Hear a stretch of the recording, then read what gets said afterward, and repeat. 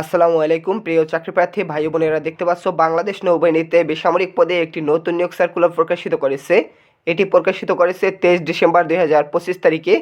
সার্কুলারটিতে 101 জন লোককে নিয়োগ দেওয়া হবে। যে সকল প্রার্থীরা অষ্টম শ্রেণীর পরীক্ষা উত্তীর্ণ হয়েছে এবং এসএসসি পরীক্ষায় উত্তীর্ণ হয়েছে সকলে আবেদন করতে পারবে এই সার্কুলারটি সম্পর্কে আজকে ভিডিওতে A to Z আলোচনা করে দেখিয়ে দেব এখানে কি কি পদে লোক নিয়োগ করা হবে এই সম্পর্কে।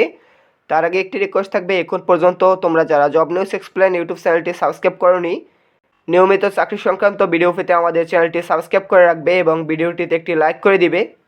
এখানে শুরুতে যে পদটি নিয়ে আলোচনা করব দেখতে পাচ্ছ, এখানে নিয়োগ দেওয়া হবে 89 জন প্রার্থীকে একটি পদে নিয়োগ দেওয়া হবে। পদটির নাম হলো MTD। এখানে পদটিতে বেতন প্রদান করা হবে 9,700 টাকা থেকে 23,490 টাকা। আবেদন করতে পারবে জুনিয়র স্কুল সার্টিফিকেট বা অষ্টম শ্রেণী পরীক্ষায় উত্তীর্ণ হয়ে থাকলে বা সমমানের পরীক্ষায় উত্তীর্ণ হয়ে থাকলে, ভারী যানবাহন চালানোর বৈধ ড্রাইভিং লাইসেন্স থাকতে হবে এবং ভারী যানবাহন চালানোর 5 বছরের অভিজ্ঞতা প্রয়োজন হবে।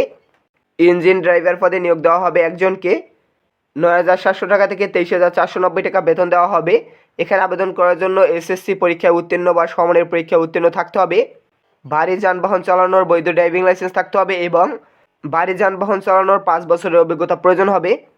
পরের পদটিতে ক্রেন ড্রাইভার নিয়োগ দেওয়া হবে একজনকে।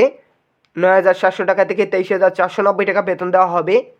এসএসসি বা সমমানের পরীক্ষায় উত্তীর্ণ হয়ে থাকলে আবেদন করতে পারবে। ভারী যানবাহন চালানোর বৈধ ড্রাইভিং লাইসেন্স থাকতে হবে এবং ভারী যানবাহন চালানোর উপরে 3 বছরের অভিজ্ঞতা প্রয়োজন হবে। ফপ লিফট ড্রাইভার পদে নিয়োগ দেওয়া হবে 2 জনকে। 9,700 টাকা থেকে 23,490 টাকা বেতন দেওয়া হবে। এসএসসি বা সমমানের পরীক্ষায় উত্তীর্ণ সহ ভারী যানবাহন চালানোর বৈধ ড্রাইভিং লাইসেন্স থাকতে হবে। ভারী যানবাহন চালানোর উপর 3 বছরের অভিজ্ঞতা প্রয়োজন হবে। ইঞ্জিন ড্রাইভার নিয়োগ দেওয়া হবে 3 জনকে। 9,300 টাকা থেকে 22,490 টাকা বেতন দেওয়া হবে। এসএসসি বা সমমানের পরীক্ষায় উত্তীর্ণ সহ ভারী যানবাহন চালানোর বৈধ ড্রাইভিং লাইসেন্স থাকতে হবে এবং সংশ্লিষ্ট কাজে 3 বছরের অভিজ্ঞতা প্রয়োজন হবে। ক্রেন ড্রাইভার পদে 5 জনকে নিয়োগ দেওয়া হবে।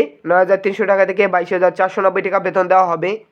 এসএসসি বা সমমানের পরীক্ষায় উত্তীর্ণ সহ ক্রেন ড্রাইভিংয়ের লাইসেন্স থাকতে হবে এবং ভারী যানবাহন চালানোর 3 বছরের অভিজ্ঞতা প্রয়োজন হবে।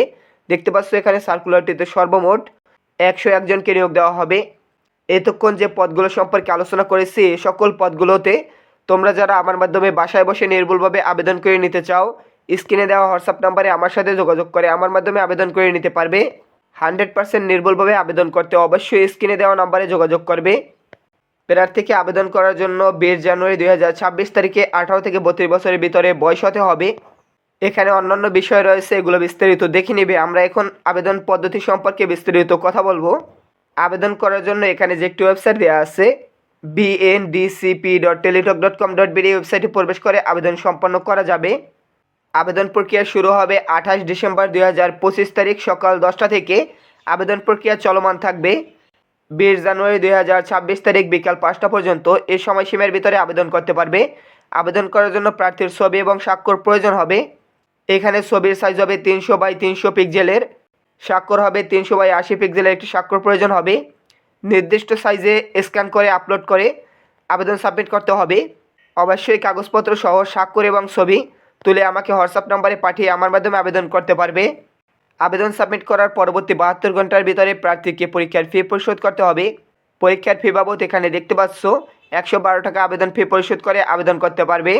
এছাড়া যে সকল প্রার্থীরা অনগ্রসর নাগরিক রয়েছে, যেমন ক্ষুদ্র নিগোষ্ঠী, শারীরিক প্রতিবন্ধী, হিজলা সম্প্রদায়ের যে সকল প্রার্থী রয়েছে, তারা 56 টাকা আবেদন ফি পরিশোধ করে আবেদন সম্পন্ন করতে পারবে। কিভাবে 2টি SMS এর মাধ্যমে টেলিটক সিম দ্বারা টাকা পরিশোধ করতে হবে এ বিষয়ে এখানে বিস্তারিত উল্লেখ করা রয়েছে। প্রথম SMS এর ফরম্যাট দেওয়া আছে, দ্বিতীয় SMS এর ফরম্যাট এখানে দেওয়া আছে। আবেদন পরিশোধ করতে অবশ্যই কিন্তু টেলিটক সিম প্রয়োজন হবে। টেলিটক সিম ছাড়া এখানে ফি পরিশোধ করা যাবে না। অন্যান্য বিষয় এখান থেকে দেখে নিবে সার্কুলারটি সম্পর্কে। এছাড়া যে কোনো প্রশ্ন থাকলে কমেন্টের মাধ্যমে জানিয়ে দেবে। ভিডিওটিতে একটি লাইক করে দেবে। চ্যানেলে নতুন দর্শক হয়ে থাকলে চ্যানেলটি সাবস্ক্রাইব করে দেবে। ধন্যবাদ সকলকে।